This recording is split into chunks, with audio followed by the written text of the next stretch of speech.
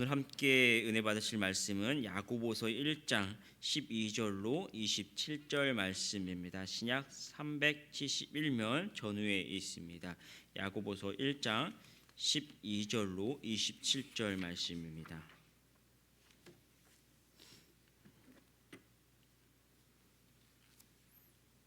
야고보서 1장 12절로 27절 말씀 함께 천천히 합독하도록 하겠습니다.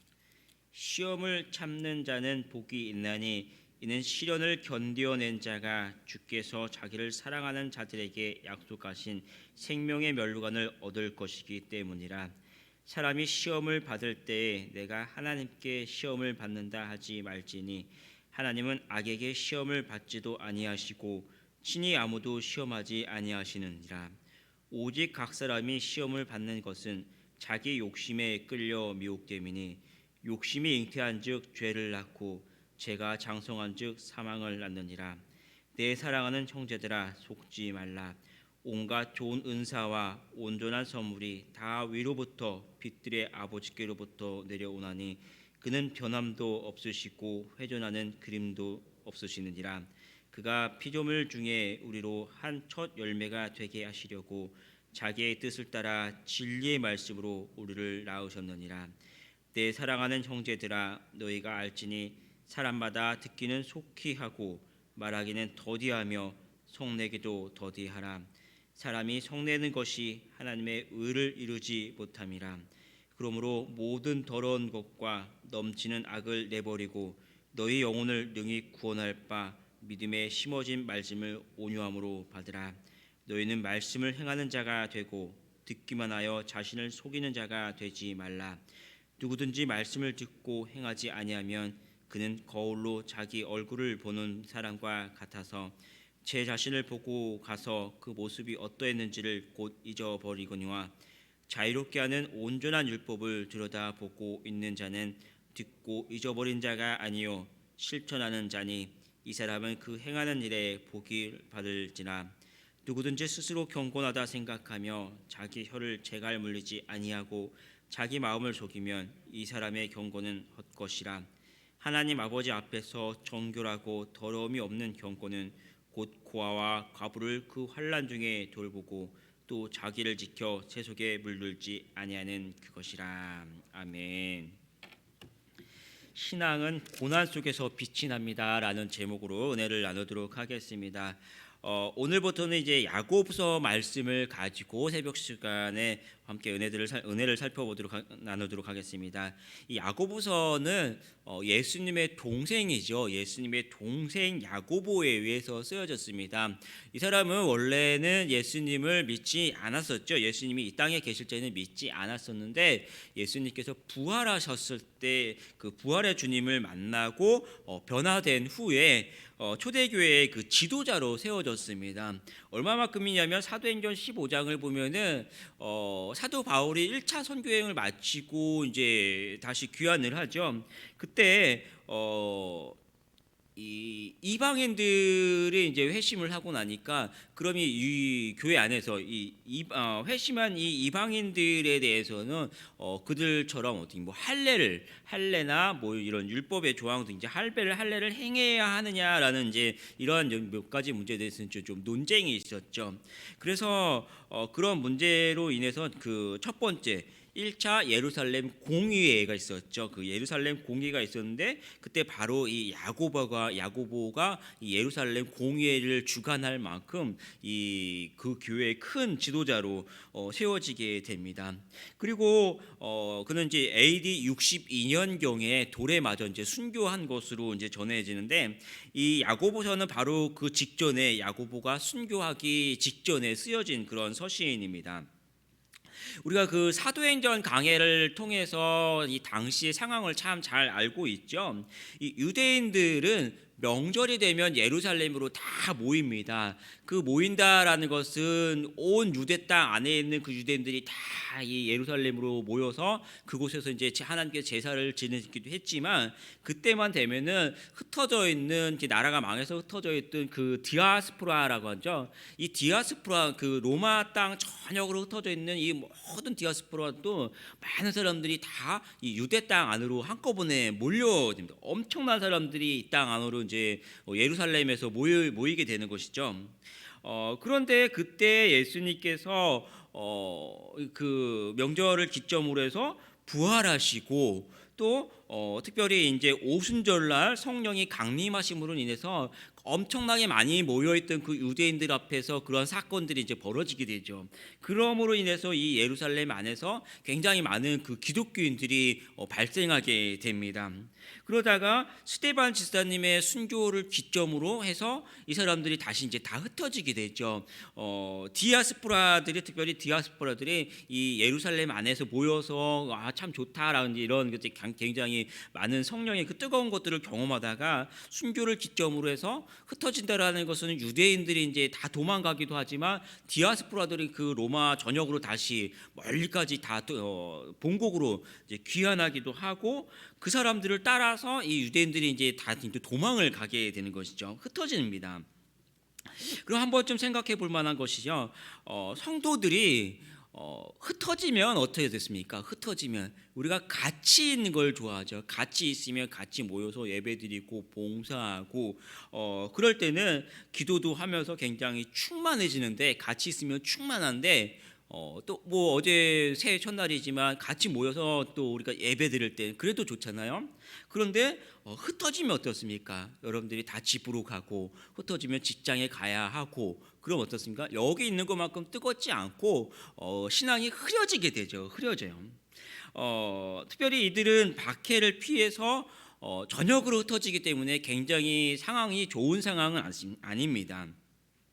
그래서 이 야고보서는 이 흩어져서 신앙이 흐려진 그 성도들에게 이제 너희들이 믿는 사람처럼 다시 일어나라, 다시 말씀 앞으로 돌아와라라는 그 모습을 이제 권면하는 그런 서신이죠.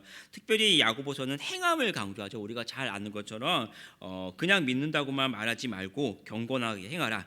행함이 없는 믿음은 죽은 믿음이다라는 그런 행함을 강조하는 그런 권면하는 서신입니다.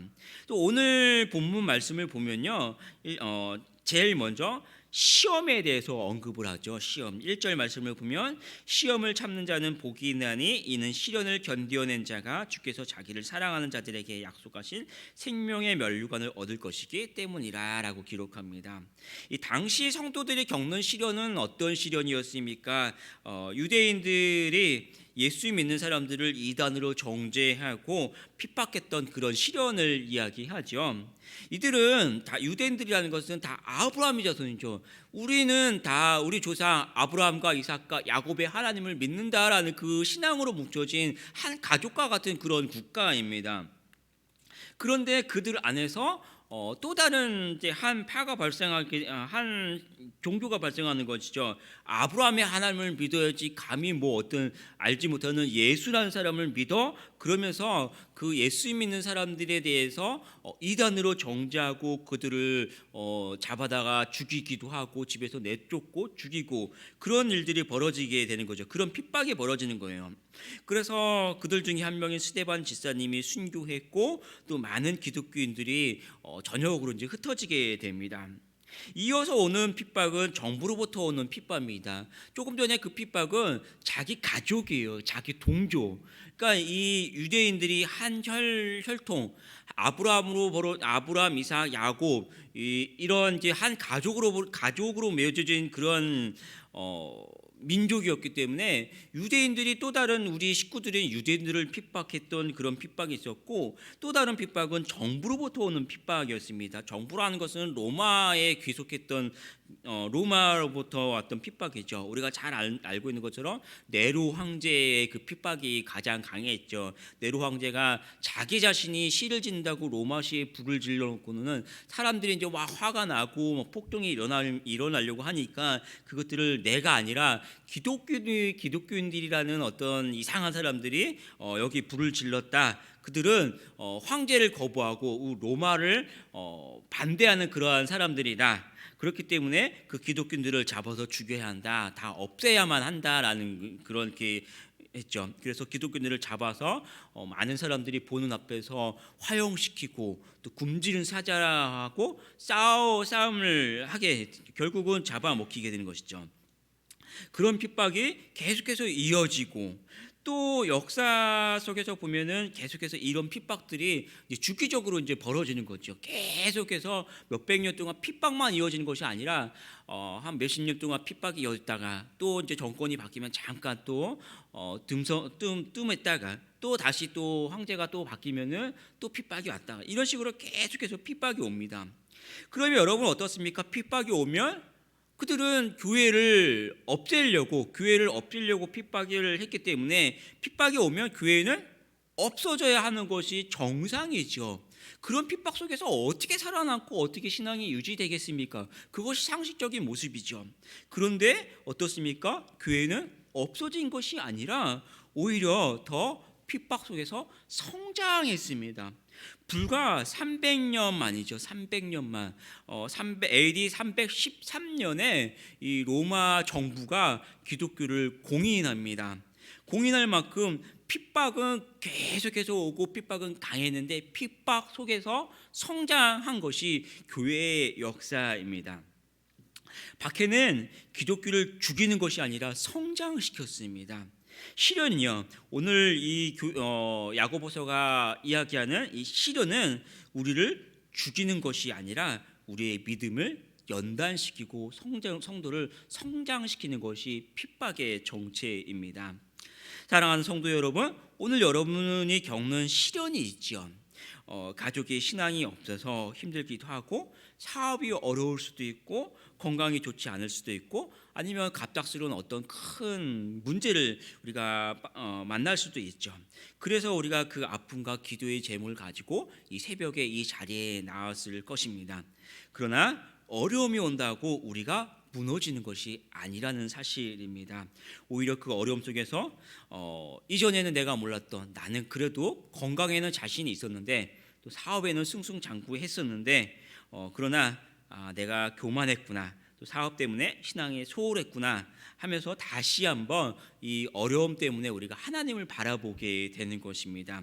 고난을 통해서 신앙 속에 있는 어떤 이전에 내가 몰랐던 것들을 다시 깨닫게 되고 그런 신앙과 함께 가지고 있던 세상의 어떤 불순물들이 다시 걸러지게 되고 철저하게 하나님만 바라보고 우리 믿음이 철저하게 연단되는 그러한 과정을 겪게 되죠. 그래서 욥이 뭐라고 합니까? 그가 나를 단련하신 후에는 내가 순금과 같이 나오리라라고 고백하죠. 여러분이 겪고 있는 이 고난 속에서 연단되고 순금같이 강하고 빛나는 믿음으로 하나님 앞에 서는 우리 성도들이 되기를 축복합니다. 이 신앙의 시험에는 두 가지가 있죠. 우리가 잘 아는 것처럼 첫 번째는 하나님께서 우리에게 복을 주시려고 우리에게 주시는 테스트라고 하죠. 그러한 시험 테스트가 있고요. 또 하나는 마귀가 우리를 무너뜨리려고 하는 그 유혹이 있습니다. 그런데 오늘 본문은 어떤 시험을 이야기합니까? 이들이 믿음 때문에 왔던 신앙 때문에 왔던 시련 그런 어떤 하나님께서 주시는 그런 테스트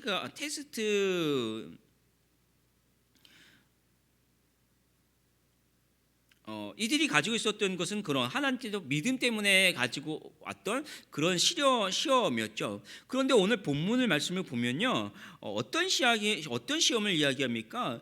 자기 욕심에 넘어지는 그러한 시험을 언급을 합니다.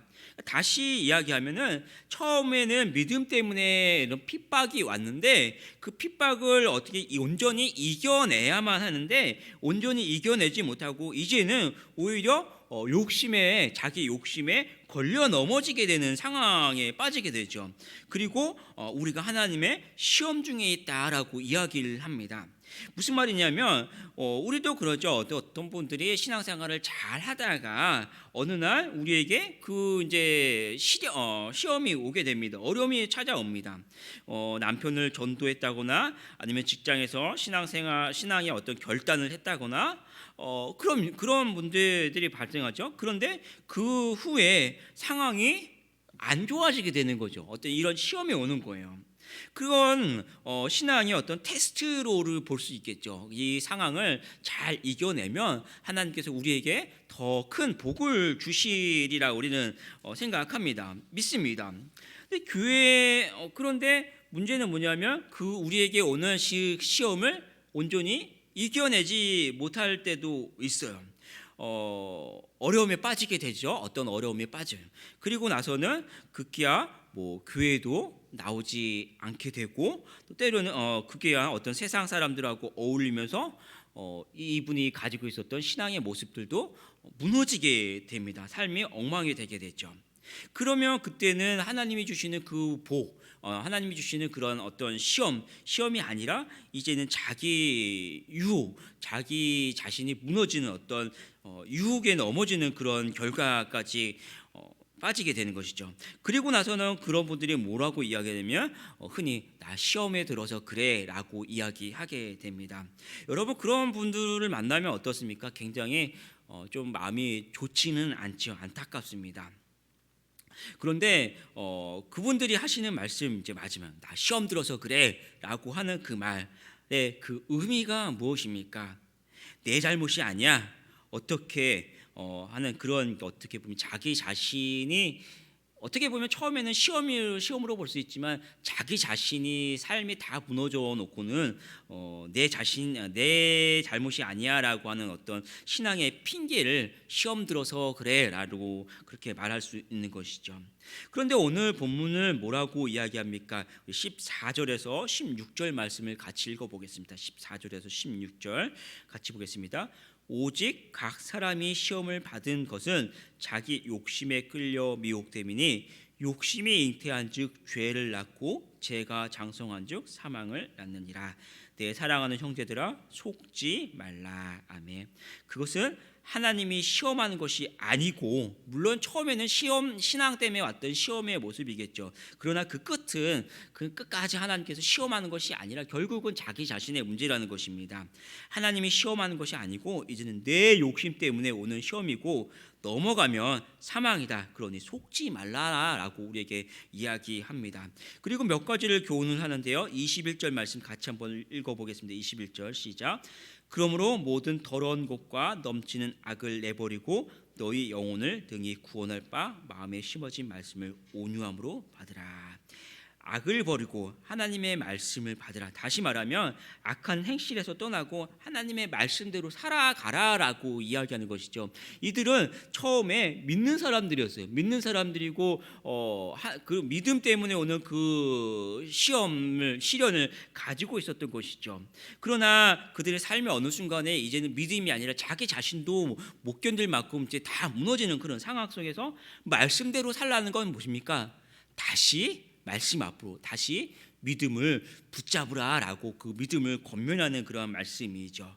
말씀대로 살아가는 사람들이 성도이고 말씀대로 살아가는 사람들이 하나님의 백성이다라는 것이에요. 주님이 뭐라고 말씀하십니까? 내 아버지의 뜻대로 하는 자가 내 형제요 자매요 어머니다. 하나님의 말씀대로 살아간 사람이 하나님의 백성이다. 너희들이 잠시 시련 때문에 다 무너졌지만 다시 말씀 앞으로 다시 하나님 앞으로 돌아와라라고 권면하는 그런 말씀이죠. 그러면서 그러면서 다시 한번 특별히 말에 대해서 언급을 하는데요. 26절을 보면은 26절을 보면 누구든지 스스로 경건하다 생각하며 자기 혀를 재갈 물리지 아니하고 자기 마음을 속이면 이 사람의 경건은 헛것이다라고 이야기를 하죠. 이 야고보는 특별히 이 야고보서를 보면 말에 대해서 언급이 참 많이 있습니다. 제가 3장을 봤는데 특별히 3장에 많이 있는데 3장 2절을 보면은 우리가 다 실수가 많으니 말에 실수가 없는 자라면 곧 온전한 사람이다라고 이야기하고요. 6절을 보면 혀는 곧 불이요 불의의 세계다라고 이야기하고, 또 8절을 보면은 혀는 능히 길들일 사람이 없나니라고 이야기합니다. 이 말에 대해서 굉장히 많이 언급을 합니다. 말. 또 10절을 보면은 한 입에서 찬송과 저주가 나오노도다라고 이야기하죠. 이게 뭡니까? 다시 이야기하면은 참된 신앙은 말에 있는 것이 아니라 행동으로 보여준다라는 것을 이제 이야기하는 것이죠. 이들은 행동으로 믿었던 그런 사람입니다. 시련 때문에 자기 믿음을 다 까먹고 행동까지 다 잃어버리고 지금 남아있는 건 뭐예요? 말만 나도 예전에는 믿었어라고 이야기했던 그 사람들이죠. 그들이 말만이 아니라 다시 하나님의 말씀 앞으로 돌아와라, 너희 삶으로 보여주라, 그 이야기를 하는 것이죠. 그러면서 다시 이제 한 가지 더 이야기하는데, 그게 뭐냐면 참된 경건이 뭐냐라고 이야기합니다. 27절 말씀을 같이 한번 읽어볼게요. 27절 시작. 하나님 앞에서 정결하고 더러움이 없는 경건은 곧 고아와 과부를 그 환난 중에 돌보고 자기를 지켜 세속에 물들지 아니하는 그것이니라. 한 가지는 고아와 과부를 환난에서 돌보는 것이고, 또 다른 한 가지는 자기 자신이 세속에 물들지 말라는 것이죠. 경건한 삶은 하나님 앞에서 나옵니다. 하나님 앞에서. 그러니 눈에 보이는 내 가족과 이웃을 사랑하고 섬기는 그것에서 시작을 하게 되죠. 특별히 이 고아와 과부는 어떤 사람들? 누군가 돌보지 않으면 안 되는 그런 사람들이죠.